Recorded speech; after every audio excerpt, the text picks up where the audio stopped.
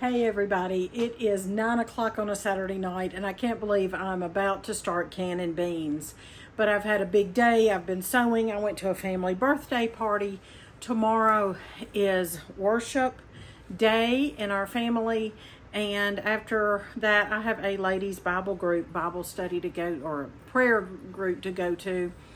And I just want to be a good steward. I don't want these beans to go bad. I can't wait till Monday because I have a meeting and other things on Monday. So believe it or not, I am going to delve into these. It's a good thing I'm a night owl. But I wanted to show you, I should be in bed, but I'm thinking KC should too.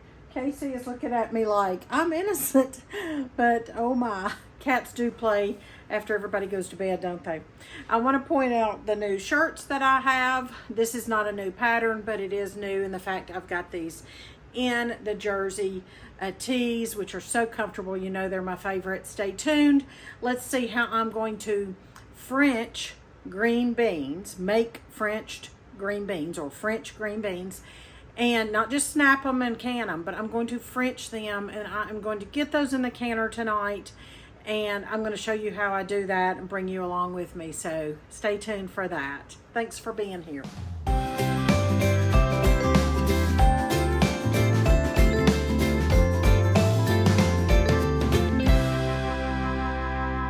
Welcome, I'm Miss Katie and this is Heritage Ways. This is where I share cozy homemaking with old-fashioned family values. And I don't typically start my canning at 9 o'clock at night, but here we are, harvest season. Want to take advantage of these wonderful Blue Lake bush beans that I bought from an Amish gentleman yesterday, and they were picked the day before, so you can see why I need to get those taken care of.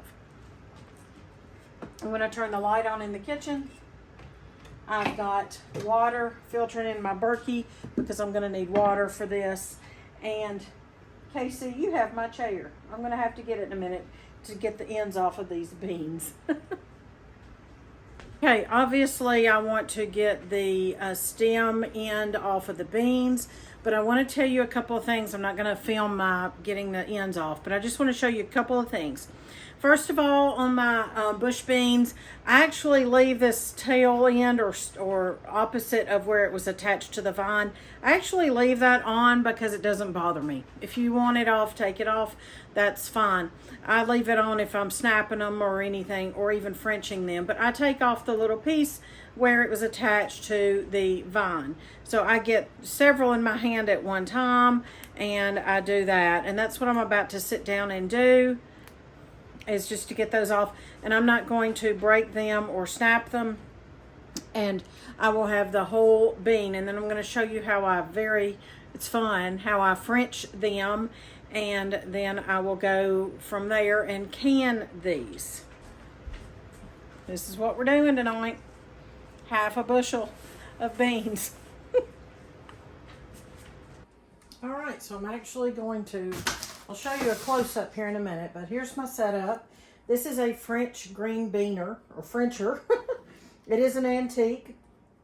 This was my great aunt Coriel's.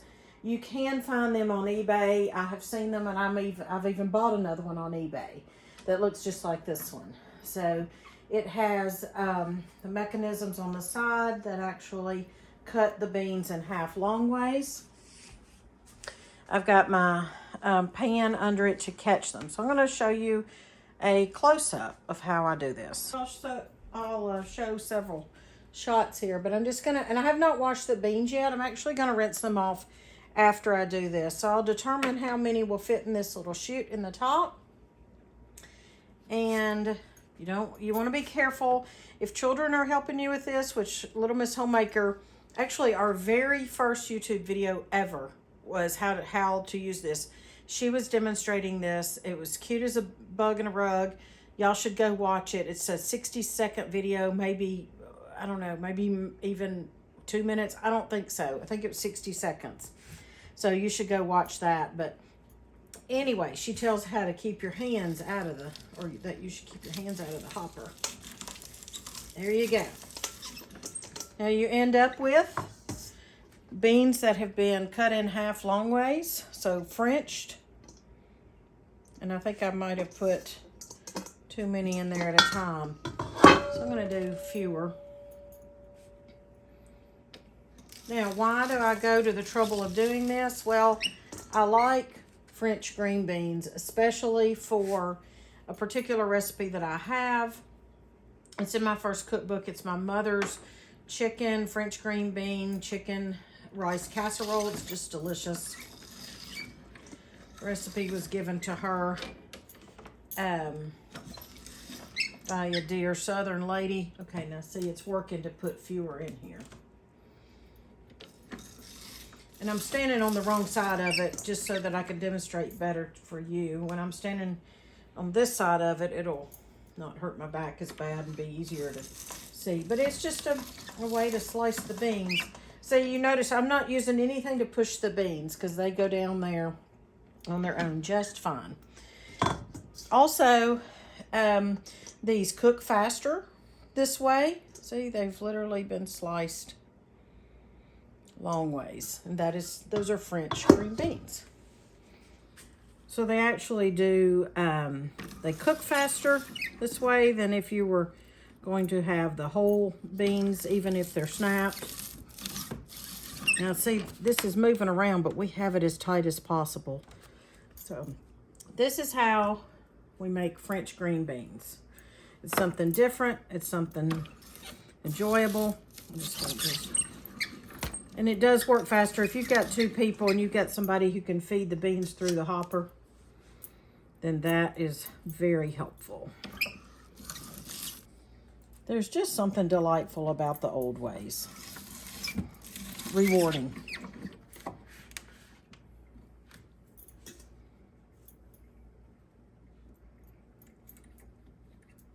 Let me know in the comments, please. I'd be interested to know if you have ever seen French green beans, or you've seen them in the store and didn't know what to do with them, or what they even were.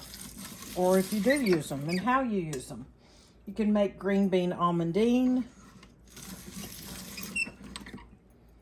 This French green beaner does have a clamp on it, and you would clamp it onto any type of surface that has a protrusion here. And this old Hoosier, which also used to be my Aunt Coriel's, has this little wooden piece protruding for this very reason, for something to clamp on. I also have a nutmeg grater, I have a cheese grater, I have a meat grinder. Any of those could be clamped onto this protrusion, and I call it a protrusion, this little wooden piece. It was made onto this Hoosier. It was designed that way for that reason. I think it's a joy to own these old pieces. Like I said, you can find this on eBay. I would not use these for stringy beans. I would not French stringy beans. That's why I use these bush beans. Blue Lake. What kind of beans are you used to? My daddy always raised Blue Lake, and I know some people like Kentucky Wonder. I actually tried those last year, and they didn't do too well here.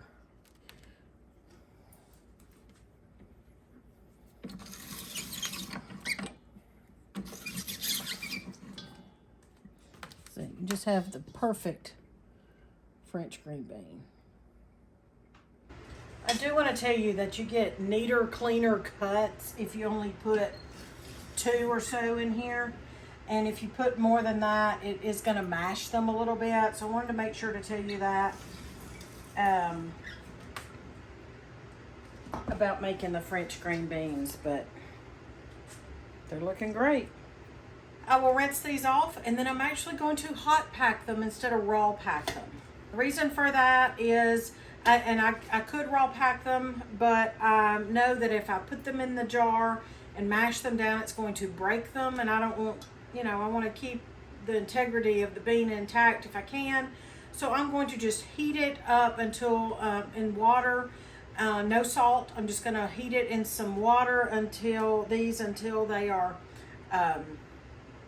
bendy, flexible. And then I'm going to put them in the jars from there. I'm going to put them in pint jars.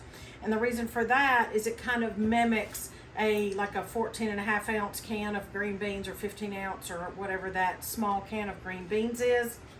My recipe for the chicken casserole that I was talking about a minute ago calls for 2 of those, I believe, and which would be a quart, but if you wanted to half that recipe, then you would need 1 of those jars. So that's why I'm going to hot pack them, just so excuse me, I can get more in the jars and they don't break, because you know, obviously when I do heat them up, they will I will be able to get more in the jar. So that's what I'm going to do. I'm going to hot pack, rinse, then rinse, cook for a couple of minutes, hot pack in pint jars, and then I'm going to pressure can according to my manufacturer's directions, and I'm going to look that up to see how many minutes that is, and then I'll write that here on the screen for you as I am working through that process. And I'm going to work through that. I'm going to turn the fan on high and I'm going to get this project done, and I'll be thankful about it in the winter time, and I'll be counting my blessings that I have these French green beans home canned. For more specific how-to can, you might try looking at my canning yellow squash video or my canning potatoes, because the method is basically the same, or even tomatoes, as far as filling the jars, getting the bubbles out, putting them in the canner. Tomatoes, of course, are water bath. Potatoes and squash are pressure can, just like these beans. So you might try one of those other videos if you're seeking more detail on the how to fill the jars and put them in the canner.